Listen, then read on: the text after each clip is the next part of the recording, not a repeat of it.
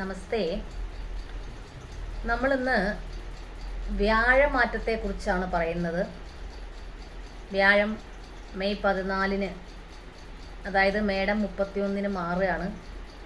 രാത്രി 11:07 മാറുന്നത്. ഇപ്പോൾ ഇടവം രാശിയിലാണ്. അത് മിഥുനം രാശിയിലേക്ക് മെയ് 14-ന് മാറും. ഒരു ജാതകത്തിലാണെങ്കിലും ചാരവശാലൊക്കെ ആണെങ്കിലും വ്യാഴം എന്ന ഗ്രഹം സർവേശ്വരകാരകനാണ്. വ്യാഴത്തിൻ്റെ അനുഗ്രഹം ഉണ്ടെങ്കിലാണ് ബാക്കി എല്ലാ കാര്യങ്ങളും നടക്കുകയുള്ളൂ. ഈശ്വരാധീനമാണ് വ്യാഴം. അപ്പോൾ ഈശ്വരാധീനം ഉണ്ടെങ്കിലല്ലേ എല്ലാ കാര്യങ്ങളും നടക്കുകയുള്ളൂ. അപ്പോൾ അറിവ്, പിന്നെ ബുദ്ധി, ധനം, പിന്നെ ഈശ്വര ചിന്ത, ധാർമ്മികത, ഈശ്വര വിശ്വാസം, ബഹുമാന്യത, ഇങ്ങനെയുള്ള കാര്യങ്ങളൊക്കെ വ്യാഴത്തിൻ്റെ ഫലമായിട്ടാണ് ഉണ്ടാവുക. ഒരു ജാതകത്തിൽ വ്യാഴം അനുകൂല സ്ഥാനത്താണെങ്കിൽ ഈ പറഞ്ഞ കാര്യങ്ങൾക്കൊക്കെ വളരെയധികം ആനുകൂല്യത ഉണ്ടാകും. അപ്പോൾ പൊതുവെ വ്യാഴം അനുകൂല സ്ഥാനത്തല്ലെങ്കിൽ, ചാരവശാൽ വ്യാഴം അനുകൂല സ്ഥാനത്തല്ലെങ്കിൽ ധനപരമായ കാര്യങ്ങളിൽ വളരെയധികം പ്രയാസങ്ങൾ അനുഭവിക്കേണ്ടി വരുന്ന സമയമാണ്. അത് ശ്രദ്ധിക്കുക. പിന്നെ വിദ്യാഭ്യാസത്തിലാണെങ്കിൽ പ്രശ്നങ്ങൾ ഉണ്ടാകാവുന്ന സമയമാണ് വ്യാഴാനുകൂലം അല്ലെങ്കിൽ.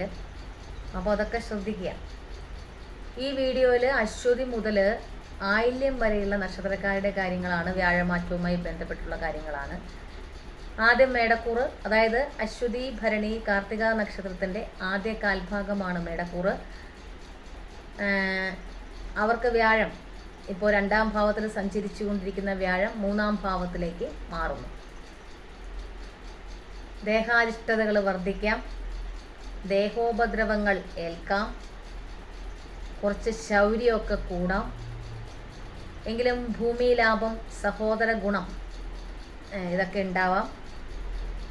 ധനപരമായ കാര്യങ്ങളിൽ മെച്ചം ഉണ്ടാവുമെങ്കിലും ചിലവുകൾ വർദ്ധിക്കാം. ബഹുമതികൾ ഇതൊക്കെ കിട്ടാവുന്ന സമയം കൂടെയാണ്. പക്ഷെ കുറച്ച് സ്വാർത്ഥത കൂടാം. 3-ാം ഭാവത്തിൽ വ്യാഴം സഞ്ചരിക്കുമ്പോൾ സ്വാർത്ഥത കൂടാം. ബന്ധുജനങ്ങളെ സദാ ദുഷിച്ചുകൊണ്ടിരിക്കാം. ഇങ്ങനെയുള്ള കാര്യങ്ങളൊക്കെ 3-ാം ഭാവത്തിൽ വ്യാഴം സഞ്ചരിക്കുമ്പോഴാണ്. അതുകൊണ്ട് വാക്കും പ്രവൃത്തിയൊക്കെ വളരെയധികം ശ്രദ്ധിക്കുക. അടുത്തത് ഇടവക്കൂറുകാരുടെ കാര്യം, അതായത് കാർത്തികയുടെ അവസാന 1/4 ഭാഗം, രോഹിണി, മകീരത്തിൻ്റെ ആദ്യ പകുതി ഭാഗമാണ് ഇടവക്കൂറ്. അവർക്ക് വ്യാഴം 2-ാം ഭാവത്തിലേക്ക് മാറുന്നു. ധനപരമായിട്ട് ഗുണമാണ്.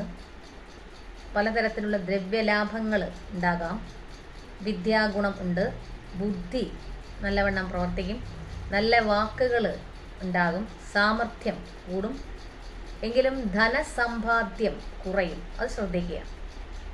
കടം കൊടുത്താൽ തിരികെ കിട്ടാൻ പ്രയാസം അനുഭവിക്കുന്ന ഒരു വർഷമാണ് വ്യാഴം 2-ാം ഭാവത്തിലൊക്കെ സഞ്ചരിക്കുമ്പോൾ. അതുകൊണ്ട് വളരെ ശ്രദ്ധിച്ച് വേണം ആ വക കാര്യങ്ങളൊക്കെ കൈകാര്യം ചെയ്യാൻ. കടം കൊടുക്കുമ്പോൾ അത് കുറച്ച് നാൾ കഴിഞ്ഞിട്ടേ കിട്ടുള്ളൂ എന്നൊക്കെ വിചാരിച്ചിട്ട് കൊടുക്കുക. അങ്ങനെയുള്ള കാര്യങ്ങളൊക്കെ ശ്രദ്ധിക്കുക. അതിനെ ചൊല്ലി വാക്ക് തർക്കങ്ങൾ പിന്നീട് ഉണ്ടാകാതിരിക്കാൻ ശ്രദ്ധിക്കുക.